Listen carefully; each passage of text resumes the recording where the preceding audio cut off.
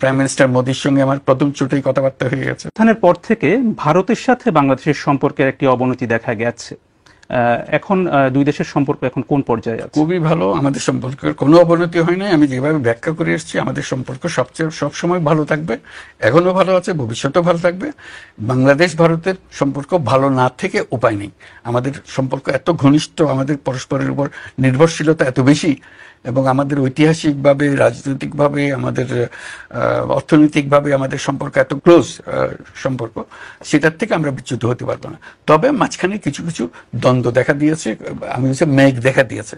এই মেঘগুলো মোটামুটি এসছে অপপ্রচার থেকে। অপপ্রচারের সূত্র কারা সেটা অন্যরা বিচার করবে, কিন্তু এই অপপ্রচারের ফলে আমাদের সঙ্গে একটা ভুল বোঝাবুঝি হয়ে গেছে। সেই ভুল বোঝাবুঝির থেকে আমরা উত্তরণ করার চেষ্টা করছি, কিন্তু মূল সম্পর্কের মধ্যে কোনো আপনার সরাসরি ভারত সরকারের সাথে আপনার সরাসরি যোগাযোগ হচ্ছে। আমাদের তারা এখানে আসছে, আমাদের লোকজন সেখানে যাচ্ছে। প্রাইম মিনিস্টার মোদির সঙ্গে আমার প্রথম চুটেই কথাবার্তা হয়ে গেছে। সম্পর্ক ভালো না রাখা ছাড়া উপায় নেই। সম্পর্ক ভালো না রাখা ছাড়া উপায় নেই। কে বলছেন? বাংলাদেশের মুখ্য উপদেষ্টা ডক্টর ইউনূস। প্রিয় দর্শক, আমি শফিকুল ইসলাম এবং আপনারা দেখছেন আরামবাগ টিভি। বললেন যে ভারতের যিনি প্রধানমন্ত্রী রয়েছেন তার সঙ্গে কথাও হয়েছে, দুই দেশের মধ্যে সম্পর্ক ভালো, যাতায়াত চলছে, এইসব কোনো সমস্যা নেই। হ্যাঁ, কিছু ভুল বোঝাবুঝি হয়েছিল, সেসব জায়গা থেকে আমরা বেরিয়ে আসছি। কিছু ওই উল্টোপাল্টা বলার জন্য সম্পর্কে খানিকটা দ্বন্দ্ব দেখা দিয়েছিল, তো সেই জায়গা থেকে আমরা বেরিয়ে আসছি, এটাও আর কি বোঝানোর চেষ্টা করলেন। যারা ভুলভাল প্রচার করেছিলেন তাদের জন্য আর কি এরকম হয়েছিল, কিন্তু ঠিক আছে, মূল যে সম্পর্ক সেটা ঠিক আছে। কিছু উল্টোপাল্টা সব প্রচার করা হয়েছিল। উল্টোপাল্টা প্রচার কারা করেছিলেন? আপনি নিজে কি করেছিলেন? আপনি নিজে কি করেছিলেন? আমি দর্শক দুটো মিডিয়া রিপোর্ট দেখাই। শপথ নেওয়ার আগে এই খবরটা সামনে এসেছিল। শপথ নেওয়ার আগে যদি বাংলাদেশ অস্থিতিশীল হয়ে ওঠে, ভারতের প্রতি মোহাম্মদ ইউনূসের সতর্কীকরণ কি বলেছিলেন? সেভেন সিস্টার নিয়ে একটা হুঁশিয়ারি দিয়েছিলেন না? ভারতের যে সেভেন সিস্টার নর্থ ইস্টের, ওই সব নিয়ে একটা হুঁশিয়ারি দিয়েছিলেন না? সেটা কাদের কথা শুনে দিয়েছিলেন? সেটা কাদের ওই যে উৎসাহ, যেটা বলার চেষ্টা করছেন অন্যদের অপপ্রচার, তার জন্য সম্পর্কে অবনতি। তো এই যে আপনি নিজে যে কথাটা বলেছিলেন, এটা এটা এটা কার কথাতে বলেছিলেন? কার কথায় বলেছিলেন? সেভেন সিস্টারকে নিয়ে হুঁশিয়ারি কেন দিয়েছিলেন? আজকে বলছেন সম্পর্ক খুব ভালো, আমরা সম্পর্ক মেনটেন করে চলছি, অন্যরা এইসব করার জন্য এই হয়েছিল। তারপরে আর একটা তো এই হাসিনাকে ফেরত দেওয়া নিয়েও তো হুঙ্কার হুঁশিয়ারি শুনছিলাম। হাসিনাকে হুঙ্কার ছুড়ে ভারতকে চরম হুঁশিয়ারি ইউনূসের। তলানিতে ভারত বাংলাদেশ সম্পর্ক, এই প্রশ্ন তৈরি হয়েছিল। তাহলে এই কথাগুলো, এই হুঁশিয়ারিগুলো কে দিয়েছিলেন? কেন দিয়েছিলেন? যদি অন্যদের উপরে দোষ দেন যে অন্যদের প্রচার, অমক তমক ভুলভাল প্রচার বা প্ররোচনা, তার জেরে সম্পর্কের খানিকটা অবনতি, অমক তমক, কিন্তু মূল সম্পর্ক ঠিক ছিল, এই যে অন্যদের ঘাড়ে দোষ দিচ্ছেন, তো আপনার নামেও তো এইসব খবর সামনে এসেছিল। আপনি নিজে হুঁশিয়ারি দিয়েছিলেন, আপনি নিজে হাসিনার ব্যাপারটা নিয়ে একটা যুক্তিহীন দাবি তুলে ফেরত দাও। আরে পলিটিক্যাল আশ্রয় যিনি আছেন, এরকম করে হুট করে চাইলে কি ফেরত দেওয়া যায় নাকি? এটা আইনি প্রসেস থাকবে না? না হলে সম্পর্ক ঠিক থাকবে না, ভারতকে ঠিক করতে হবে সম্পর্ক কেমন রাখতে চায়। তাহলে এই ধরনের কথাগুলো আপনি নিজে কেন বলেছিলেন? অন্যদেরকে আর ছেড়ে দিন, অন্যরা তো অনেক কিছুই বলেছিলেন, সে তো আর কি আর বলবো, আপনি তো এখন মাথা নত করে দিচ্ছেন।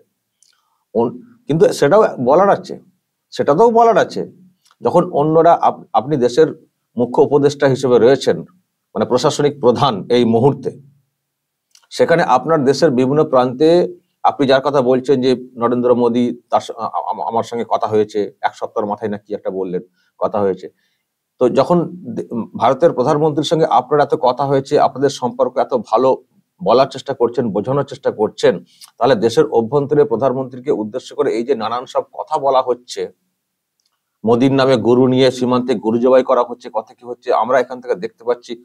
আমরা সেই সব নিয়ে প্রতিবেদন তৈরি করছি। তো আপনি কি করেছেন? আপনি কি কি ব্যবস্থা নিয়েছেন? কি প্রতিবাদ করেছেন? আপনার মনে হয়নি যে ভারতের বিরুদ্ধে এই ধরনের কথা বললে ভারতে যারা রয়েছেন তাদের মধ্যে কি রিয়াকশন হতে পারে এবং প্রধানমন্ত্রী নরেন্দ্র মোদী তার মনে কি ছাপ পড়তে পারে? আপনাদের ওখানে একাধিক কর্মকাণ্ড নিয়ে ভারত সরকারকে মন্তব্য করতে হয়েছে। বিদেশ মন্ত্রক, কখনো বিদেশ মন্ত্রী মন্তব্য করেছেন, কখনো বিদেশ মন্ত্রকের যারা আছেন মুখপাত্র তারা মন্তব্য করেছেন। আপনাদের দেশের অভ্যন্তরীণ নানান সব কর্মকাণ্ড নিয়ে আপনার কাছে, একেবারে কাছে থাকা একজন উপদেষ্টা মাহফুজ আলম, উনি কি করে কত কিছু বলে থাকেন, কি ব্যবস্থা নিয়েছেন ওনার বিরুদ্ধে? উনি তো একেবারে ভারতের অংশ নিয়ে ম্যাপ প্রকাশ করে দিলেন। কি ব্যবস্থা নিয়েছেন তার বিরুদ্ধে?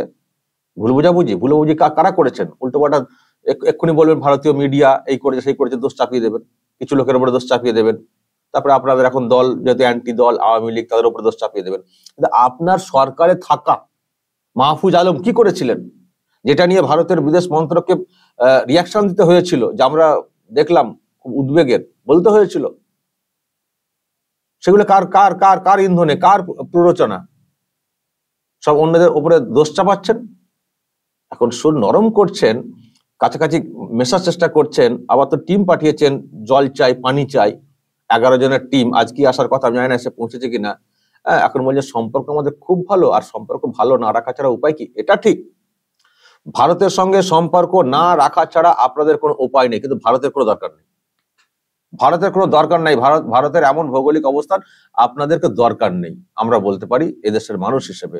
ওই কিছু বিক্রি বাটা বাড়ে, কিছু পয়সা দেন আপনারা, যেটা বলেন আর কি, আমরা কিনি, ওই রকম আপনাদের ওখান থেকে যে টাকা পয়সা আসে, ভারতের যে অর্থনীতি কত 10 নম্বর না কত নম্বর পজিশনে আছে, ওটা কোনো ম্যাটার করে না, কিন্তু আপনাদের অনেক বেশি প্রয়োজন। ভারতের এরকম বগলের তলাতে বাংলাদেশ, সব দিক দিয়ে চেপে মেরে ফেলার মতো একটা অবস্থা। সুতরাং সম্পর্ক ভালো না রাখা ছাড়া আপনাদের উপায় নেই, কিন্তু ভারতের দরকার নেই, ভারতের কোনো দরকার নেই। কিন্তু প্রশ্ন যে তারপরেও কেন আপনারা এইরকম করছিলেন? আজকে বলছেন সম্পর্ক ভালো না রাখা ছাড়া উপায় নেই, কদিন আগে তো যুদ্ধ বাঁধিয়ে দেওয়ার মতো একটা অবস্থা হয়ে যাচ্ছিল। আপনার দেশের সেনা, প্রাক্তন সেনারা বলছিলেন দখল করে নেবো, নর্থ ইস্ট দখল করে নেবো, কলকাতা দখল করে নেবো। পাকিস্তান থেকে কত কি সব আমদানি রপ্তানি চলছিল, পাকিস্তানের গুপ্তচর সংস্থাকে নিয়ে এসে আমাদের সীমান্তে ঘুরিয়ে ঘুরিয়ে দেখিয়েছেন, কত কিছু করেছেন। আপনারা নিজেরা সরকারিভাবে করিয়েছেন, আবার লোকজন তো যা করার তো করছেন, কিন্তু সেখানে আপনার কোনো ভূমিকা নেই। তো সম্পর্কে অবনতি এমনি ঘটেছে, এমনি ঘটেছে। আর একটা সেন্টিমেন্ট অবশ্যই আছে ভারতে যেহেতু সনাতনীদের অনেক বেশি বসবাস, আপনার দেশে সনাতনীদের উপরে একটা নির্যাতন অত্যাচার চলছে, সেটা নিয়ে মানুষের মধ্যে একটা রিয়াকশন হয়েছে। যদিও সেটা নিয়ে সরকার মানে বিরাট কিছু বলেনি, ভারত সরকার, মানুষের মধ্যে রিয়াকশন হয়েছে, আমাদের বাংলাদেশে প্রচুর রিয়াকশন হয়েছে। সরকার বিরাট কিছু বলেনি এই জন্যে, কারণ আপনার দেশটা একটা আলাদা দেশ, বেশি কিছু সরকার হুট করে বলতেও পারে না, কিন্তু বারবার বোঝানোর চেষ্টা করেছে যে আমরা চাই বাংলাদেশে একটা গণতান্ত্রিক সুষ্ঠু সরকার গঠিত হোক, যাদের প্রতি আমাদের সমর্থন থাকবে। এটা এটা কি জন্য বলা? এটা তো বুঝতে সমস্যা হওয়ার তো কথা না, যে কেন ভারত এই কথাটা বলছে। আপনার আলাদা দেশ, স্বাধীন দেশ, আপনাদের কি মারধর করবে নাকি? সেটাও করবে না। ভারত তো এটুকু মানে সম্মান তো দেয় সবকে, একটা স্বাধীন দেশের বিষয়ে কেন হস্তক্ষেপ করবে? আমাদের দেশের মানুষের হয়তো আমাদের আবেগ আছে, আমরা কেউ বলে বসি যে মোদী কেন কিছু বলছেন না, কেন কিছু করছেন না, কেন চাপ দিচ্ছেন না, কিন্তু এটা মানুষের আবেগ, ক্ষোভ যা চলছে ওখানে সেই অনুযায়ী মানে বলে। কিন্তু সরকার কি এতটাই আবেগ নিয়ে চলে? সরকার সব দিক মেনে চলে, এবং ভারত সরকার সবসময়, আমি একটা কথা বলে আসছি, ভারত এমন একটা দেশ আগ বাড়িয়ে কারোর সঙ্গে গন্ডগোল পাকায় না, আর স্বাধীনতাতে হস্তক্ষেপ করে না। সুতরাং সেটা করেনি, কিন্তু বোঝানোর চেষ্টা করেছে যে যা চলছে ওখানকার সনাতনী মাইনরিটিস, তাদের উপরে যা অত্যাচার হচ্ছে, এটা ঠিক না।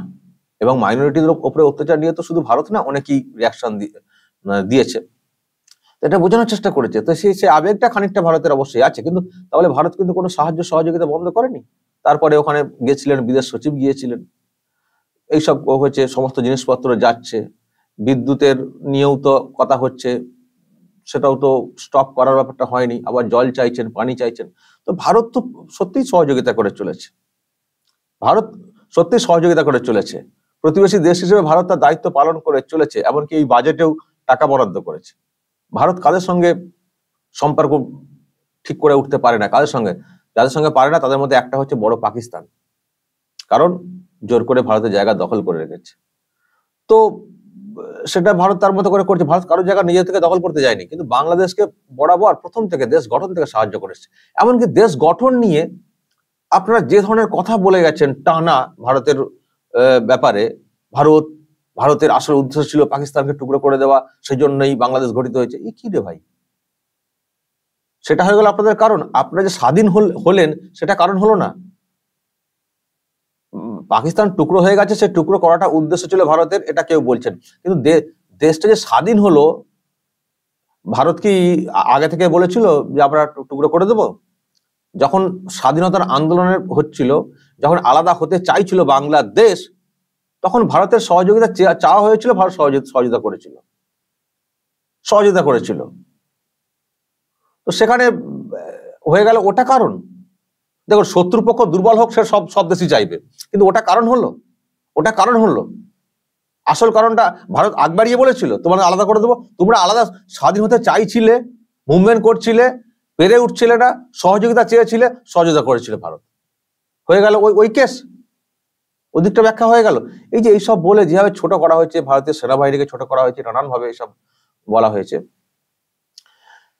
তো এইসব হয়েছে, কিন্তু আপনি কখনো প্রতিবাদ করেননি, ডক্টর ইউনূস প্রতিবাদ করেননি। সেই জন্যই এত আমাদের মনে এত প্রশ্ন জেগেছিল। আমরা বাংলাদেশ সম্পর্কে এত প্রশ্ন কখনো তুলতাম না। হাসিনাকে যে এখানে রাখা হয়েছে পলিটিক্যাল আশ্রয়ে, ভারত কিন্তু কখনো হাসিনাকে প্রধানমন্ত্রী হিসেবে ব্যক্ত করেনি। চলে আসার পরে প্রাক্তন প্রধানমন্ত্রী হিসেবে বলে আসছে সরকার পক্ষ, যদিও মানুষ অনেক কথা বলছেন, অনেকে অনেক তাদের মতো করে মানে মত ব্যক্ত করছেন। সরকার তার একটা অবস্থান, একটা চূড়ান্ত দারুণ একটা অবস্থান, কখনো আগ বাড়িয়ে কিছু করেনি। মানুষের আবেগ আছে, ভারতের মানুষের, আমাদের অনেকেরই রাগ আছে মোদির প্রতি, যে কেন মোদি কিছু বলছেন না, কেন ওখানে একটা মিসাইল ছুড়ে দিচ্ছে না, কেন ওখানে একটা আগ্নেয়াস্ত্র ছুড়ে ফেলে দিচ্ছে না, কেন শেষ করে দিচ্ছে না। আছে, মানুষের মনে আবেগ আছে, ক্ষোভ আছে, নানান কারণে।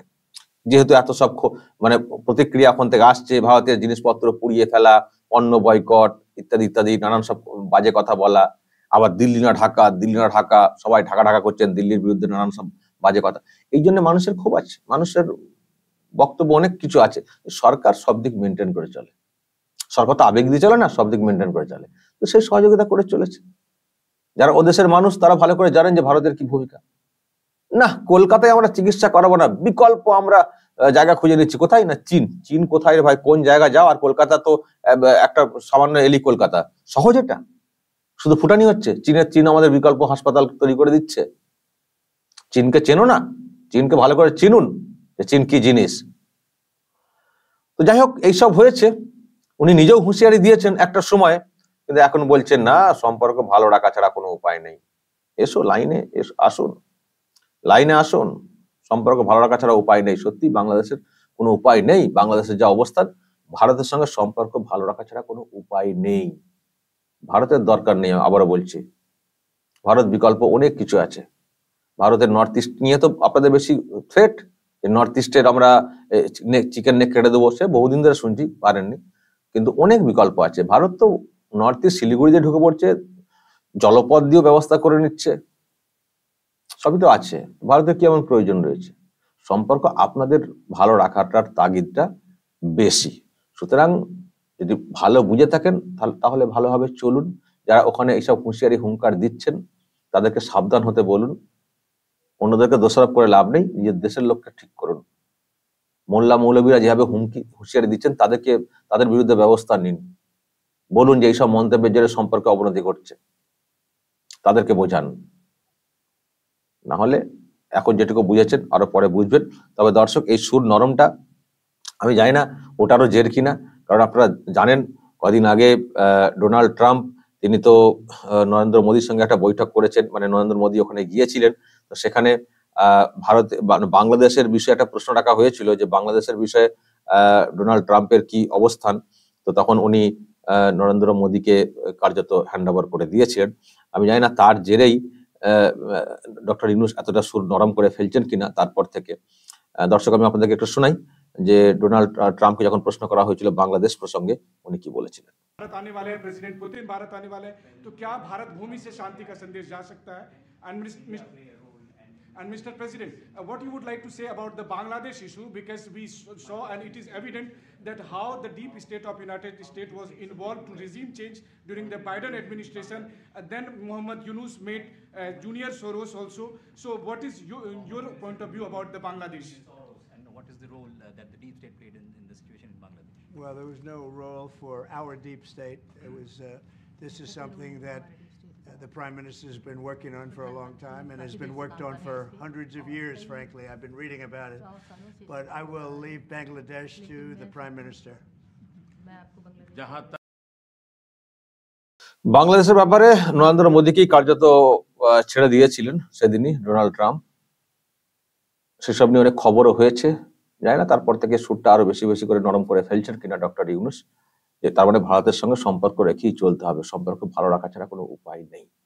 হতে পারে দর্শক আরো অনেক কারণ ব্যাখ্যা নিশ্চয়ই আপনারা দিতে পারেন, যা বলার বলবেন দর্শক এই বিষয়ে কমেন্টে বলবেন, নজর রাখবেন আরামবাগ টিভিতে।